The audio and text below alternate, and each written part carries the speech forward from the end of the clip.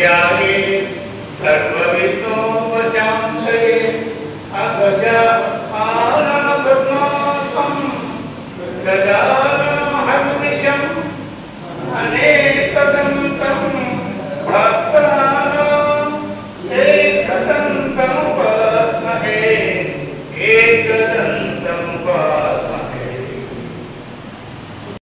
1987 సంవత్సరంలో అభోవ అనేది స్థాపించడం జరిగింది.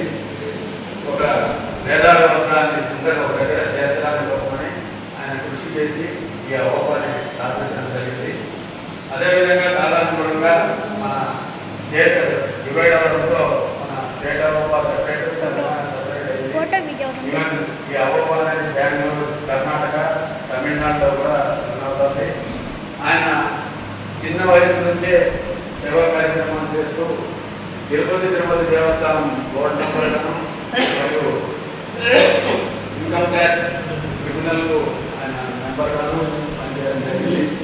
ఆయన మన హిందూపూర్ దగ్గర పాలసముద్రం విలేజ్ అనేది మన సర్వీస్ యాక్టివిటీస్లో చాలా చురుగ్గా పాల్గొంటూ చిన్న వయసు నుంచి ఆయన బాగా చేస్తూ వచ్చారు. మన అభోవా ఈరోజు మన ఆంధ్రప్రదేశ్లో దగ్గర 60 చోట్ల మన అభోవా కార్యక్రమాలు జరుగుతున్నాయి. యాక్టివ్గా మనం ఉండి పార్టిసిపేట్ చేయవచ్చు. ఆ పార్టిసిపేషన్ వల్ల మనకు ఇతరులతో సాంగత్యం ఎలా మనకి అక్కడ యాక్టివ్గా ప్రతి ప్రోగ్రాంలో పార్టిసిపేట్ చేయడం అనేది జరిగింది. ఆ తర్వాత ఉద్యోగరీత్యా వేరే ఊర్లు తిరిగినప్పుడు ఇప్పటికి కూడా నేను రైటింగ్ గుర్తుపెట్టుకుంటున్నాను తప్పితే వేరే ఊర్లలో ఇంత అసోసియేషన్ మాకు దొరకలేదు.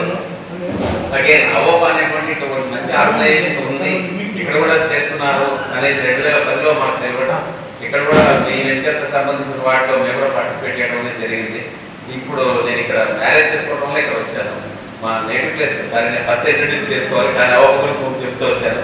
నా పేరు సతీష్ కుమార్ అండి. మా నేటివ్ ఆళ్ళగడ్డ. నేను కర్నూలు వైపు ధర్మవరం బ్రాంచ్లో చీఫ్ మేనేజర్గా వర్క్ చేస్తున్నాను.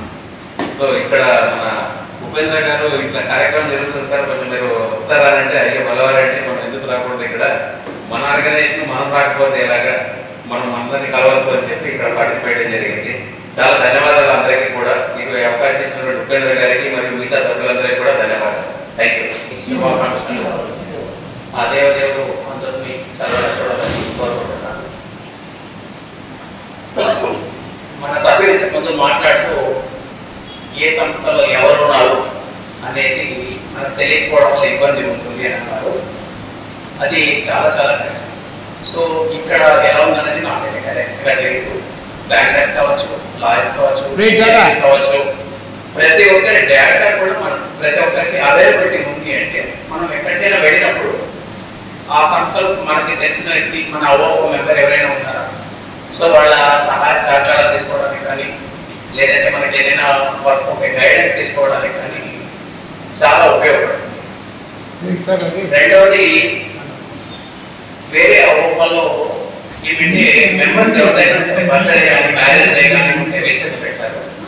సో దాంట్లోనే అందరూ పెట్టే కష్టం అనేది అడ్మిట్గా ఆ మెసేజ్ పాస్ చేస్తే మనం ఇండివిజువల్గా ఎవరైనా మనకు తెలిసిన వ్యక్తులు ఉంటే మెసేజ్ పెట్టడానికి కానీ లేదంటే పర్సనల్గా విష్ చేయడానికి కానీ ఒకటి వీలుంది అంటే ఆ కార్యక్రమాన్ని టేకప్ చేసుకోవాల్సి పెట్టుకోవచ్చు. అదేవిధంగా మనం లాస్ట్ టైం అనుకున్నట్టుగా మెంబర్స్ ప్రతి ఒక్కరు ఈసీ మెంబర్స్ కావచ్చు లేదా మెంబర్స్ కావచ్చు ఇంకొక ఇద్దరు ముగ్గురు వాళ్ళతో పాటు తీసుకొని వస్తే ఈ కార్యక్రమాలు ఇంకా చాలా చురుగ్గా జరుగుతాయి.